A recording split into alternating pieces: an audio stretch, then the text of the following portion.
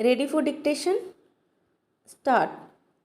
आज जब आर्थिक मंदी का खतरा दुनिया के सिर पर मंडरा रहा है और अमेरिका से लेकर यूरोप व दक्षिण एशिया तक सरकारें इससे बचने के लिए रोज रोज हाथ पैर मार रही है, तब बैंकिंग क्षेत्र के 3 गहन अध्येताओं और अमेरिकी अर्थशास्त्रियों बेन बर्नेनकी, डगलस डायमंड और फिलिप डिबविग को इस साल के अर्थशास्त्र के नोबेल से नवाजे जाने का महत्व समझा जा सकता है।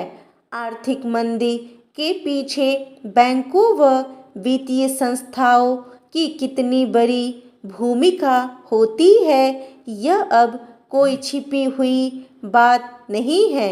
हम भूले नहीं हैं कि साल 2008 में अमेरिका की सबसे बड़ी वित्तीय संस्थाओं में से एक लेहमन ब्रदर्स के दिवालिया होने के बाद कैसे एक के बाद दूसरे बैंक व वित्तीय संगठन धराशायी हो गए थे और विश्व भर की अर्थव्यवस्थाओं को भारी संकट का सामना करना पड़ा था।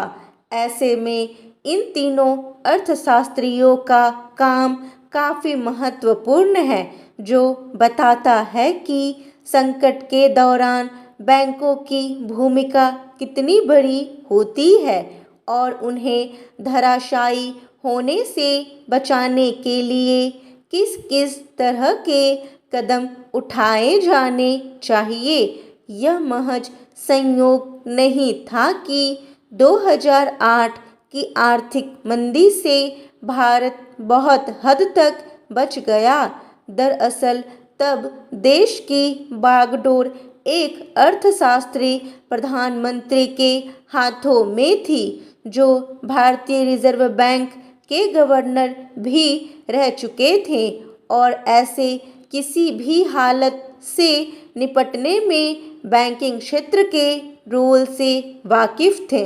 मनमोहन सिंह सरकार ने तब फौरन 30,700 करोड़ रुपए के प्रोत्साहन पैकेज की घोषणा की थी और दूसरे तमाम बजटीय प्रावधान किए थे। अर्थशास्त्री बेन बर्नेनकी का भी कहना है कि पिछली सदी के तीसरे दशक में जो वैश्विक महामंदी आई थी, उसका एक बड़ा कारण प्रोत्साहन नीति का न होना तो था ही, बैंकों का धराशायी होते जाना भी था।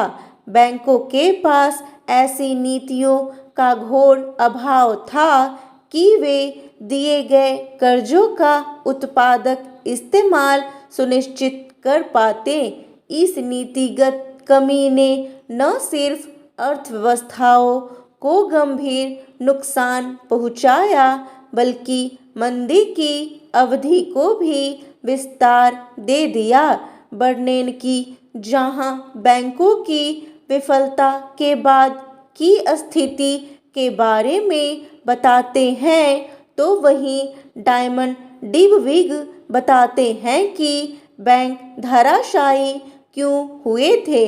बकौल डायमंड डिबविग, बैंक जमाकर्ताओं के भरोसे को बहाल रखने में नाकाम हो गए थे, इसलिए उनकी हालत खराब होने की अफवाह क्या उड़ी।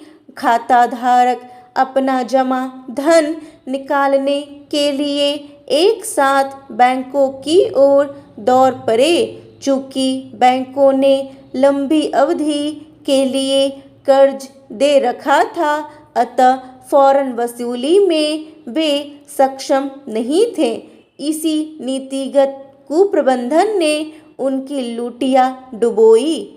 नोबेल सम्मान की प्रतिष्ठा और प्रासंगिकता अब तक अक्षुण्ण है, तो इसकी एक बड़ी वजह यह है कि इसके सम्मानितों का योगदान भविष्य की बेहतरी के लिहाज से बड़ा रहा है। विज्ञान, अर्थशास्त्र, साहित्य या विश्व शांति से जुड़े हुए इन सम्मानित लोगों ने तंत्र और इंसानियत को रास्ता दिखाने का काम किया है। निसंदेह नोबेल सम्मान भी विवादों और आलोचनाओं से परे नहीं है, बल्कि हाल के वर्षों में कई नोबेल सम्मानों को लेकर काफ़ी टीका टिप्पणी भी हुई। पर एक लोकतांत्रिक विश्व में ऐसी आलोचनाओं, ऐसे विमर्शों का स्वागत ही किया जाना चाहिए। अलबत्ता इन तीनों अर्थशास्त्रियों ने जो बातें बताई हैं वे वित्तीय तंत्र के लिए बेहद महत्वपूर्ण है और यकीनन दुनिया भर की अर्थव्यवस्थाओं को उनकी स्थापनाओं से मदद मिलेगी।